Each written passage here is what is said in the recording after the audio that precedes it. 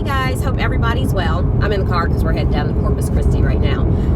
So as we all know, Biden went to Ukraine on President's Day. You know, God forbid that President stays in the United States with his people on President's Day. But no, he had to go over there with Zelensky to give them another package because, you know, that's what we do. We give everybody packages.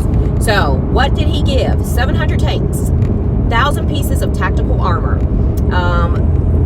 thousands of artillery systems, 2 million rounds of ammo, 50 air rocket launchers, and air defense systems. So the next thing on the list will be the fighter jets. And, you know, Lindsey Graham, that nut job, he's over there pushing for them. And we all know, what did Putin say?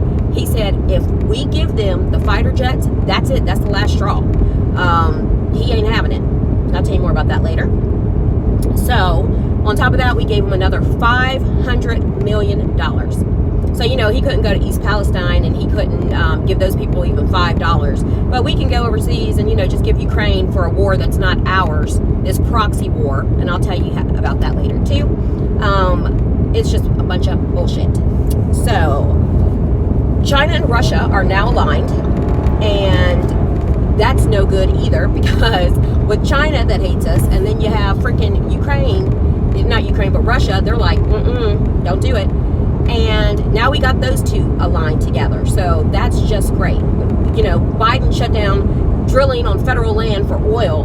And our supplies are depleted. So we are in a horrible position, especially with our military, and they're not getting proper training because they're making them do all these damn BS classes on race and all that crap, equity and inclusion nonsense. So people aren't being properly trained. That's how those warships out in the, I don't remember where they were, but how they had that accident not too long ago. Craziness.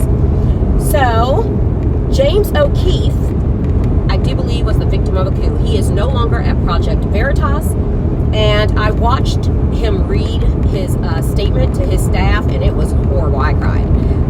I cannot believe how dirty they did that man, and right after the Pfizer. So, I mean, it's horrible. So, if you can support James O'Keefe, we don't know what he's going to do next, but I'm sure it's going to be something bigger than Veritas.